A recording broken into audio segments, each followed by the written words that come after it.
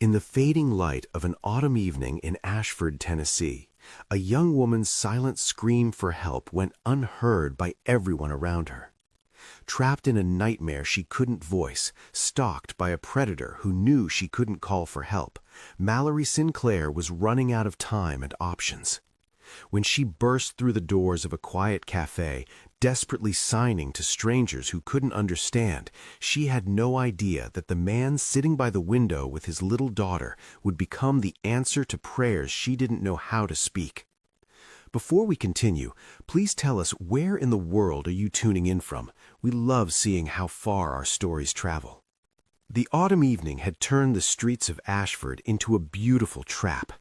24-year-old Mallory Sinclair's hands were shaking so badly she could barely hold on to her grocery bag.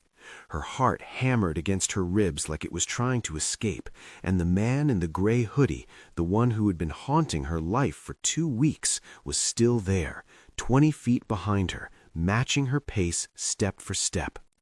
She had made a terrible mistake today. In her rush to grab milk and bread from the corner store, she had left her phone charging on her nightstand. It was supposed to be a quick errand. 10 minutes, maybe 15. What could possibly happen? Everything. Everything could happen. Mallory's blood turned to ice when she stepped out of the store and saw him across the street. The gray hoodie, those cold, calculating eyes, watching her like a hunter watches prey. She walked faster. He crossed the street. She turned left. So did he. She broke into a near run. His footsteps matched hers perfectly. She couldn't hear if he was getting closer. She couldn't call out for help. She couldn't even know if she was screaming. And her phone, the one lifeline that could have helped her communicate with the hearing world, that could have called for help, was sitting uselessly miles away. The street was emptying as darkness crept in. A young couple walked past, absorbed in their own world. Mallory rushed toward them, her hands moving frantically in sign language. "Please, help me. Someone is following me. I'm scared." The couple looked at her with confusion that quickly shifted to discomfort. The woman clutched her purse tighter. The man shook his head apologetically, and they hurried away, clearly not understanding a single gesture she had made. Mallory's chest tightened painfully. She looked back. The man in the gray hoodie had stopped pretending. He was staring directly at her now, a slow, terrible smile spreading across his face. He knew. He knew she was running out of options. She ran. Her feet carried her toward the main street where shops were still open, where people were still moving about. She spotted an elderly man locking up his hardware store and rushed toward him, her hands flying desperately through the air. "Please, call the police. That man is following me. Please." The elderly man squinted at her, then shook his head sadly and pointed to his ear. He didn't understand. He patted her shoulder kindly, said something she couldn't read on his lips, and walked away toward his car. Tears were streaming down Mallory's face now. The gray hoodie man was leaning against a lamppost across the street, watching her struggle, waiting, patient. He knew she was trapped in a nightmare where she could see everyone but couldn't make anyone see her. That's when she saw it, the warm glow of Brennan's Corner Cafe spilling onto the darkening sidewalk. Through the large windows she could see people inside, families, couples, individuals reading books or working on laptops. Someone in there had to understand her. Someone had to help. She pushed through the door so hard that several heads turned. A waitress called out something, but Mallory was already moving, approaching the first table she saw. A middle-aged woman sat with a cup of coffee and a magazine. Mallory signed rapidly, her hands trembling. "Please, I need help. A man is following me. I'm deaf. Please help me." The elderly woman's eyes went wide with alarm, but not understanding.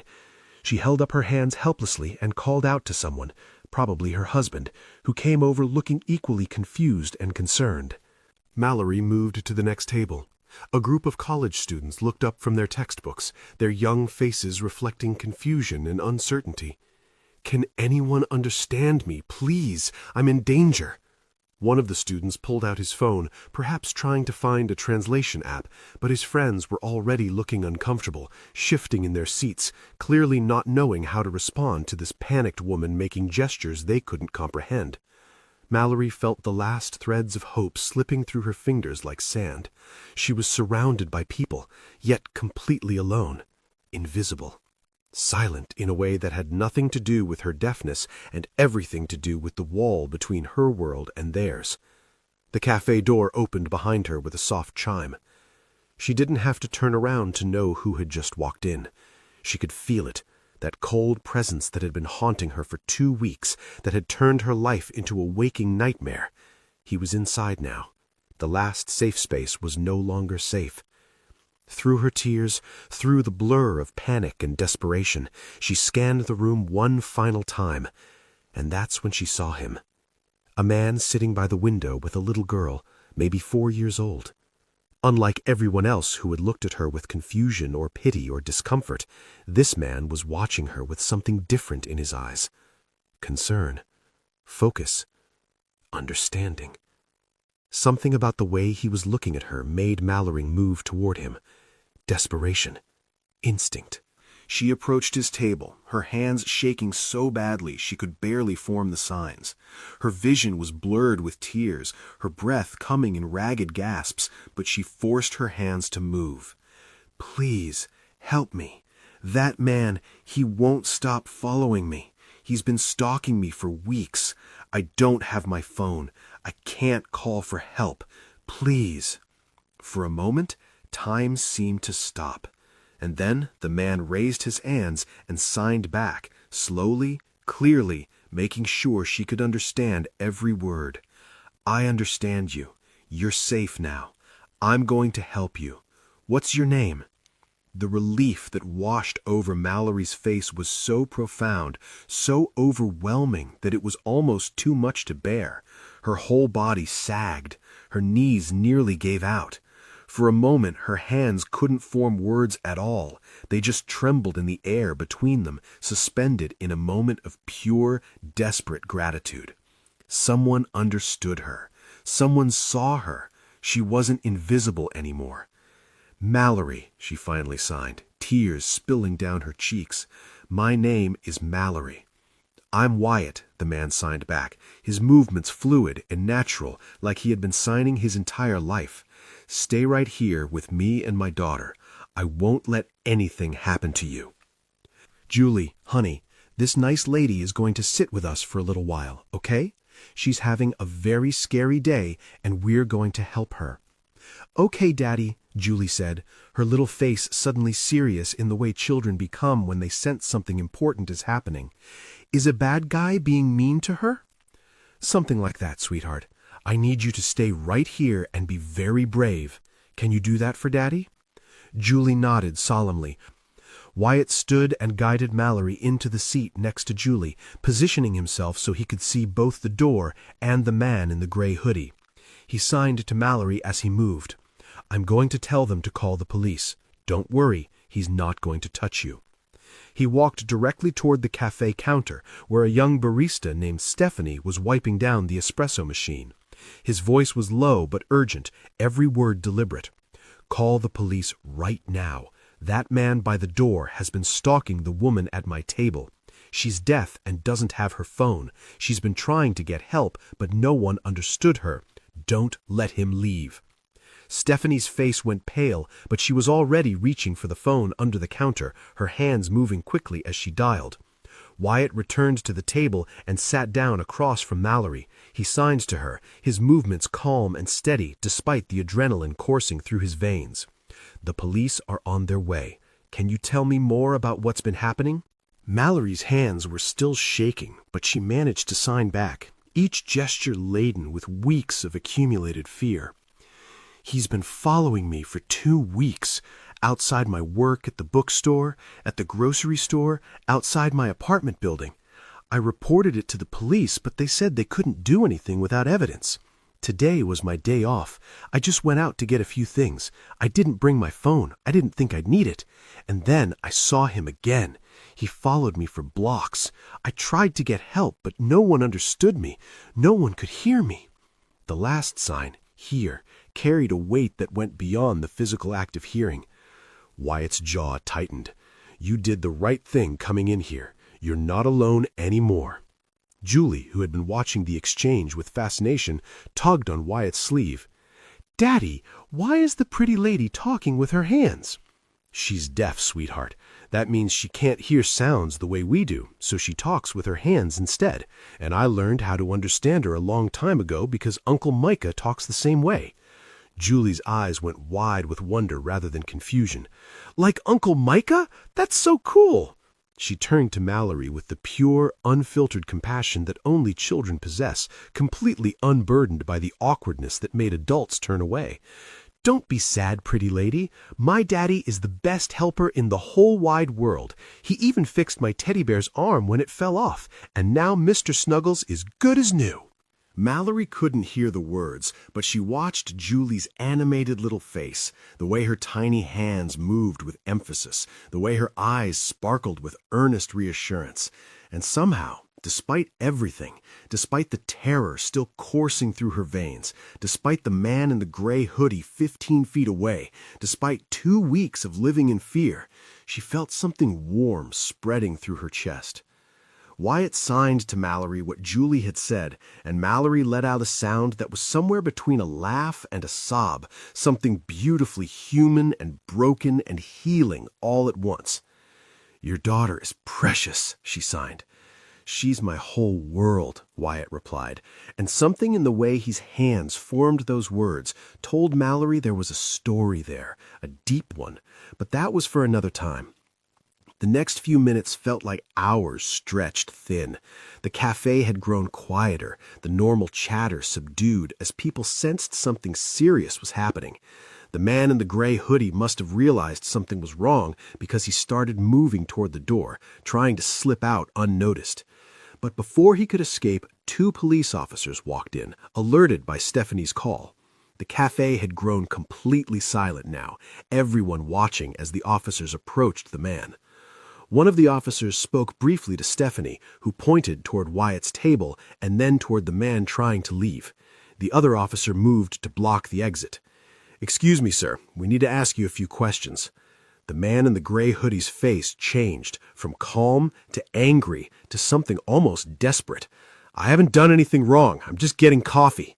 "Then you won't mind answering a few questions." The officer who had spoken to Stephanie came over to Wyatt's table. Wyatt stood, positioning himself between the officer and Mallory, and began interpreting everything that was said, his hands moving fluidly as he translated the conversation. It turned out the man's name was Gregory Dalton, and when the officers ran his information, red flags started appearing immediately. He had prior arrests for harassment and stalking in 2 different states, Missouri and Kentucky. He had apparently fixated on Mallory after seeing her at the bookstore several weeks ago, and he'd been watching her, learning her routine, waiting for the perfect moment.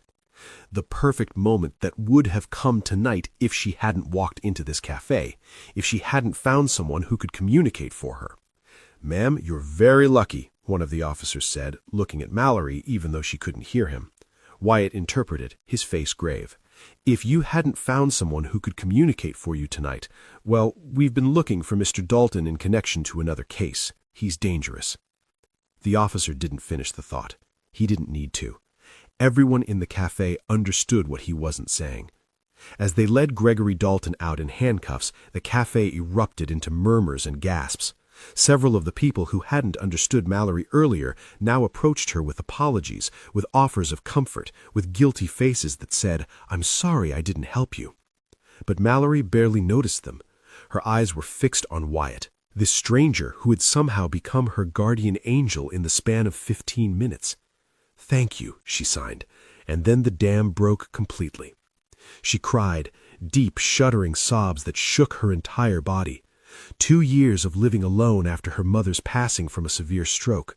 4 years before that of navigating a hearing world that often forgot she existed. 2 weeks of living in fear, of looking over her shoulder, of feeling hunted. And today she had almost become another statistic, another name in a news report, another young woman who disappeared because she couldn't scream loud enough. If she hadn't walked into this cafe, if she hadn't seen Wyatt at the window, if he hadn't known sign language, the alternative was too horrible to contemplate. Julie tugged on Wyatt's sleeve, her little face scrunched with concern. Daddy, is the pretty lady still sad? She's feeling a lot of things right now, sweetheart. Sometimes people cry when they're relieved, not just when they're sad. Can I give her a hug? Hugs always make me feel better when I'm scared. Wyatt looked at Mallory and signed the question. My daughter wants to know if she can give you a hug. Mallory nodded, fresh tears spilling over, and when Julie climbed down from her chair and wrapped her little arms around Mallory's waist, something inside Mallory healed just a little, something that had been broken for a very long time. It's okay, pretty lady, Julie said, patting Mallory's back the way Wyatt always patted hers after a nightmare. The bad guy is gone now, and me and Daddy will keep you safe, right, Daddy? That's right, sweetheart. Wyatt signed to Mallory what Julie had said, and Mallory hugged the little girl tighter, her tears falling into Julie's soft brown hair. I don't know how to thank you, Mallory signed when she finally composed herself enough to pull back. You saved my life. You don't owe me anything, Wyatt replied, his hands steady and sure. I'm just glad you found me. But even as he signed those words, Wyatt knew it was more than that. Something had shifted in the universe tonight. Something had clicked into place. He didn't understand it yet, didn't have words or signs for it, but he felt it deep in his bones. This wasn't just a rescue. This was the beginning of something neither of them could have predicted. Over the following weeks, Wyatt found himself thinking about Mallory more than he expected to. It started practical. He gave her his number so she would always have someone to contact in an emergency, someone who would understand her. He helped her navigate the legal process of filing a restraining order against Gregory Dalton, interpreting for her at the police station and the courthouse. But somewhere between the police station and the third courthouse visit, something changed. Mallory started showing up at Brennan's Corner Cafe on Saturday evenings. At first, she asked if it was okay, if she was intruding on their father-daughter tradition. But Julie had been absolutely delighted at the prospect of seeing the pretty lady again.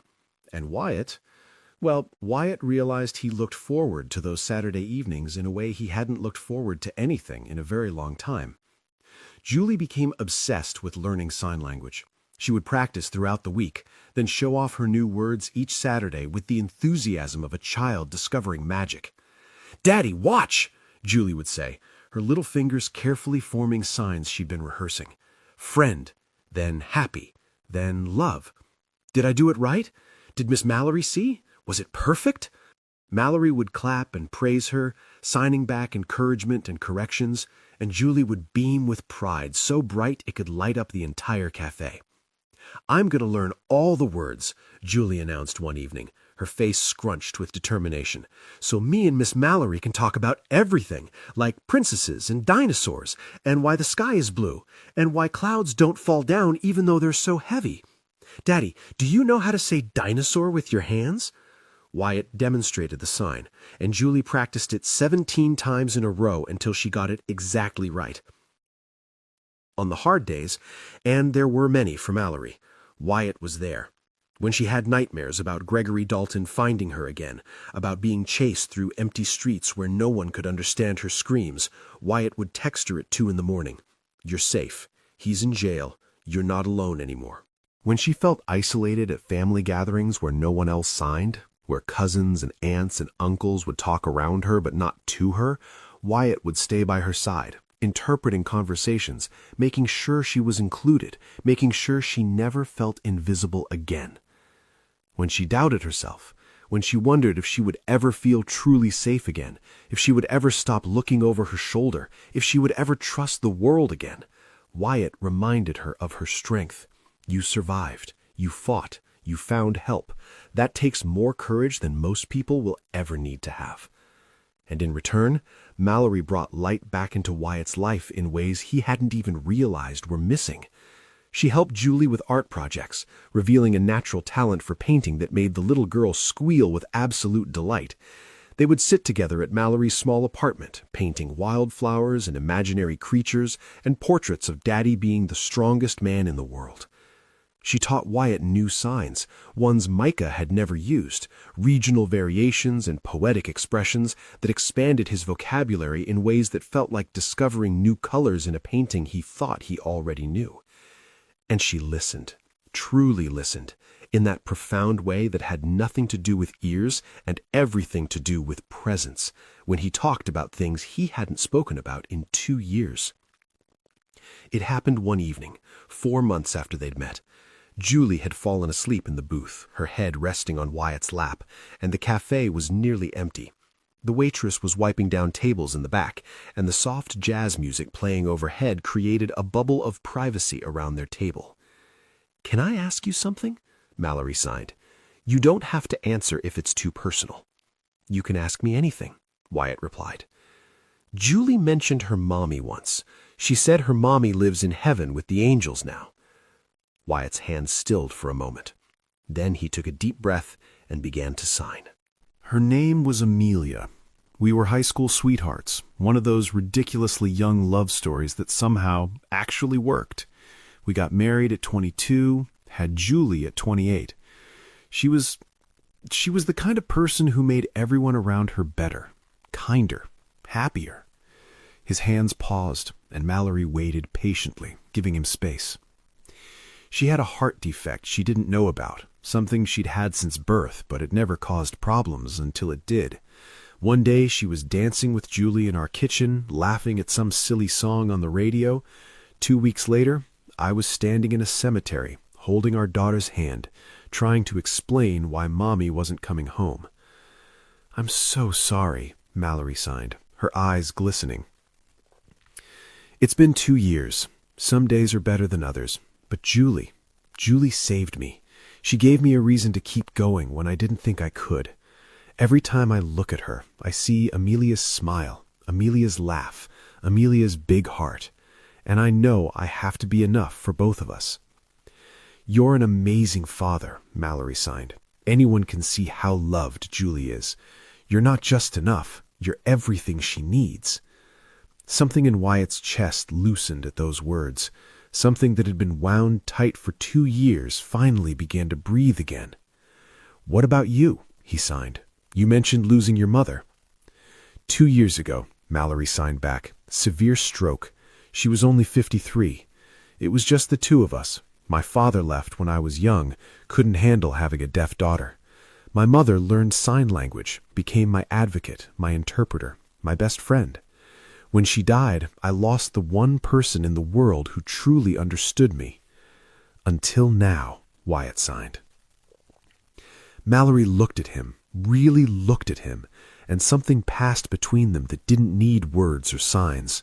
A recognition, a connection, a sense that maybe, just maybe, they had been brought together for a reason neither of them could have predicted. 6 months after that terrifying evening in the cafe, Wyatt found himself standing outside Mallory's apartment building, a bouquet of sunflowers in his hand, her favorite, he had learned. His heart was pounding almost as hard as it had the night they met, but for entirely different reasons. When Mallory opened the door, her surprise shifted quickly to curiosity. "What are you doing here?" she signed. "Is Julie okay?" "Julie's fine. She's with my mom for the evening. I'm here because I needed to tell you something, and I needed to do it alone." Mallory stepped back, letting him into her small but warmly decorated apartment. He handed her the sunflowers, and she buried her face in them for a moment before setting them carefully on her kitchen counter. "What did you need to tell me?" she signed, her hands betraying a slight tremor. Wyatt took a deep breath. This was it. The moment that could change everything or nothing. The moment that could open a door or close one forever. "I know this might seem sudden," he signed, "but I've been thinking about this for a while. I think I fell in love with you somewhere between the cafe and now. I just didn't know how to say it. I didn't know if it was too soon after Amelia, or if you'd think I was only with you out of gratitude, or if I was crazy for feeling this way about someone I've only known for 6 months. He paused, his hands suspended in the air between them.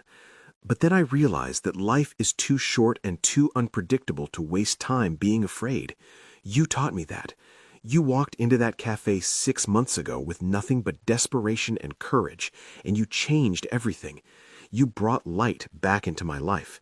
You gave Julie someone who understands her in ways I never could. You made me remember what it feels like to want something for myself, not just for my daughter. And what I want is you." Mallory stared at him, her heart so full she thought it might burst through her chest. Tears were already streaming down her face, but she was smiling, that beautiful, heartbreaking smile that Wyatt had come to love more than he thought possible. "It's not sudden," she signed back, her hands shaking with emotion. "I've been waiting for you to say it. I've been in love with you since the third Saturday, when Julie spelled my name wrong in sign language and you corrected her so gently, so patiently. I've been in love with you since you stayed up until 3 in the morning texting me through a panic attack. I've been in love with you since I realized that when I picture my future, you and Julie are in every single version of it." Wyatt closed the distance between them in 2 steps and pulled her into his arms. They stood there in her small kitchen, holding each other like they were the only 2 people in the world, the sunflowers forgotten on the counter, the evening light fading outside the window. When they finally pulled apart, Wyatt signed, "There's someone else who wants to ask you something." On cue, there was a knock at the door. Mallory looked confused, but when she opened it, there stood Julie, holding a handmade card covered in glitter and stickers. "Surprise!" Julie shouted, then immediately switched to signing as she'd been practicing. "We love you. Will you be part of our family?" Behind Julie stood Wyatt's mother, grinning widely, clearly in on the whole plan. Mallory scooped Julie into her arms, card and all, and the 4 of them stood in the doorway, a family that had found each other in the most unexpected way, built on understanding and second chances, and the kind of love that doesn't ask permission before changing everything. 3 months into their relationship, on a quiet Tuesday evening after Julie had gone to bed, Wyatt sat across from Mallory in his living room. There was a heaviness in his eyes that Mallory had seen glimpses of before, but had never fully understood. A shadow that crossed his face sometimes when he watched Julie playing. A tightness in his jaw when she asked him about the future. "There's something I need to tell you," he signed. "Something I should have told you a long time ago, but I didn't know how. I was afraid." Mallory's heart tightened with sudden worry. "What is it?" Wyatt took a deep breath, his hands trembling slightly as he began to sign. 6 months before I met you, before that night in the cafe, I took Julie to the doctor. She had been having trouble hearing her teachers at preschool. I thought maybe it was ear infections. Kids get those all the time, right? Simple, treatable. He paused, his jaw working as he fought to maintain composure. They ran tests, a lot of tests. Hearing tests, genetic tests, scans, and they found something. Mallory felt her chest constrict, already dreading what was coming. Julie has a progressive genetic condition, something Amelia carried but never knew about. It never manifested in her, but she passed it to Julie. The doctor said... His hands faltered. He closed his eyes for a moment, gathering strength. They said she'll likely lose her hearing completely by the time she's a teenager. Maybe sooner. They can't know exactly when, but it's inevitable. My little girl is going to go deaf. The words hung in the air between them, heavy and terrible and heartbreaking. Mallory thought of Julie, bright, bubbly, beautiful Julie, who sang silly songs in the car and giggled at cartoon voices and called out, "Daddy, watch," every time she learned something new. Julie, who was learning sign language not as a fun game with Miss Mallory, but as preparation for a future without sound. "That's why she's learning sign language," Mallory signed, the realization washing over her in waves. "That's why you've been teaching her. You're preparing her." Wyatt nodded, his tears slipping down his cheeks now, his composure finally breaking. "I didn't know how to tell you. I didn't want you to think I was only with you because of what you could offer her. Because that's not true. I fell in love with you, Mallory, everything about you. But I also know that Julie is going to need someone who understands what she's about to go through. Someone who can show her that being deaf doesn't mean her life is over. That she can still be happy. That she can still be whole." He looked at her with raw, devastating vulnerability. "I'm terrified, Mallory. I'm terrified of watching my little girl lose something so precious and not being able to stop it. I'm terrified of not being enough for her when it happens. I learned sign language for my brother, but this is different. This is my baby. This is my whole world. And I don't know how to prepare her for a silence she's never known, for a world that might not understand her, for all the struggles I've watched you face. I don't know how to save her from this." Mallory was crying too now, but she reached across and took Wyatt's hands in hers, stilling them. Then she pulled back and signed, slowly and deliberately, making sure he understood every single word. "When I was 7 years old, I woke up one morning and the world was silent. No birds singing outside my window, no cars driving past, no sound of my mother making breakfast in the kitchen. I screamed, but I couldn't hear my own voice. I thought I had died. I thought I was trapped in some kind of nightmare that I'd never wake up from." She paused, steadying herself against the memories. "For years I grieved. I grieved for music I would never hear again, for laughter, for my mother's voice reading me bedtime stories, for all the sounds I didn't even know I would miss until they were gone. I was angry. I was lost. I felt broken." Her hands moved with more intensity now. "But then I discovered something. I discovered that silence has its own kind of beauty. I discovered that my hands could speak louder and more eloquently than my voice ever did. I discovered that being deaf didn't make me less, it just made me different. It gave me a different perspective, a different way of experiencing the world, a different kind of strength." She squeezed his hands again, her eyes fierce with conviction. "Yulie is going to grieve, and that's okay. That's healthy. That's human. But she's also going to discover a whole new world, a world I can show her. I can teach her that silence isn't emptiness. I can teach her how to listen with her eyes, how to speak with her hands, how to feel music through vibrations in her chest. I can teach her that the deaf community is beautiful and vibrant and full of people who will understand her completely. I can teach her that she will never, ever be alone." Tears were streaming down both their faces now.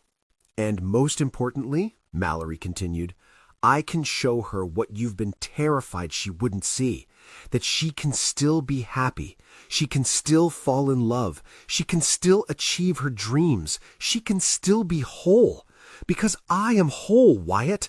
My deafness doesn't define me, it's just part of who I am, and Julie's deafness won't define her either." Wyatt broke down completely. He pulled Mallory into his arms and held her like she was the only thing keeping him from shattering into a million pieces. When he finally pulled back, he signed with shaking hands, "I thought I saved you that night in the cafe, but I think maybe you were sent to save us." Mallory smiled through her tears, signing back, "Maybe we were sent to save each other." From that day forward, everything shifted into sharper focus. Mallory threw herself into preparing Julie for the transition ahead, but not in a way that felt heavy or scary. She made learning sign language feel like discovering a superpower, like unlocking a secret code that only special people could understand. She took Julie to deaf community events on weekends, picnics in the park where children and adults signed and laughed and played together, weekend gatherings where nobody felt left out or different, storytelling sessions where deaf performers used their entire bodies to bring stories to life in ways that spoken words never could. "Daddy, look!" Julie said one Saturday afternoon, bouncing with excitement after a community picnic. Her hands moved rapidly as she signed. "I made a new friend named Oliver, and he taught me how to say butterfly and rainbow and best friends forever." She demonstrated each sign with exaggerated enthusiasm, her little face glowing with pure joy. Wyatt watched his daughter, so full of happiness, so completely unafraid of what was coming, and felt something loosen in his chest. The fear was still there. It would probably always be there, hovering at the edges of his thoughts. But it was no longer suffocating him. It was no longer the only thing he could see when he looked at his daughter's future. Because Julie wasn't just learning to be deaf. She was learning to be part of a community. She was learning that different didn't mean less. She was learning that she would never be alone. Mallory also started teaching Julie practical things, how to feel vibrations in music by putting her hand on a speaker, how to use visual timers and alarms, how to advocate for herself when people didn't understand. But she did it all through play, through games, through activities that felt fun rather than frightening. One evening, Mallory brought over a keyboard and showed Julie how to feel the vibrations of different notes through the wood. "Can you feel this one?" Mallory signed, playing a deep bass note. Julie put her small hand on the keyboard and her eyes went wide. "It tickles! Do another one." They spent an hour playing with sound as vibration, with music as something you could feel in your bones rather than just hear with your ears.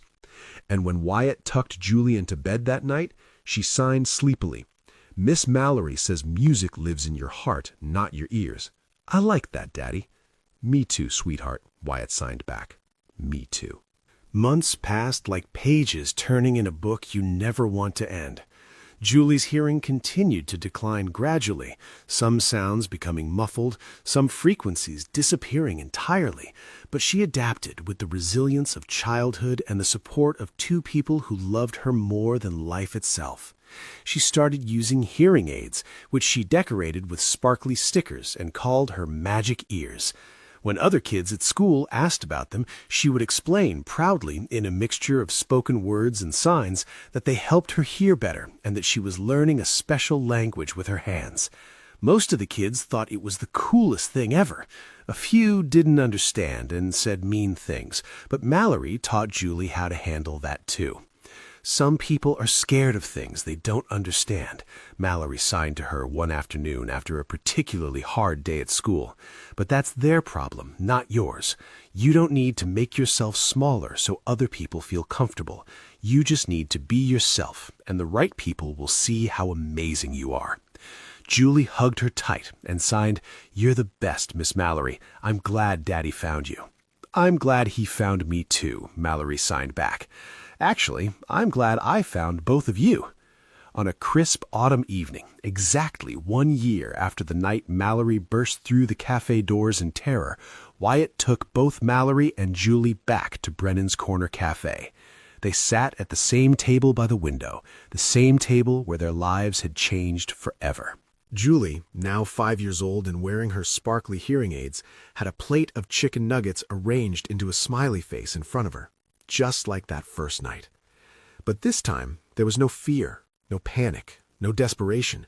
Just 3 people who had found each other against all odds. "Daddy," Julie said, tugging his sleeve, "can I say something to Miss Mallory in sign language? I practiced really hard, and I want it to be perfect." Wyatt nodded, his heart so full it felt like it might overflow. "Go ahead, sweetheart." Julie turned to Mallory, her little face scrunched with concentration. Slowly, carefully, with the deliberateness of a child who wants to get every gesture exactly right, she formed the signs. "Thank you for teaching me. I'm not scared anymore. I love you." Mallory's hand flew to her mouth. Tears streamed down her face as she pulled Julie into her arms, holding her tight against her chest, rocking her gently. "I love you too," Mallory signed, when she could finally compose herself. So much." Wyatt watched them, his daughter and the woman he loved, both of them crying and laughing and signing and hugging, and thought about fate. About that terrifying evening a year ago when a panicked woman burst through the cafe doors and changed their lives forever. About all the coincidences that had to align perfectly for them to find each other.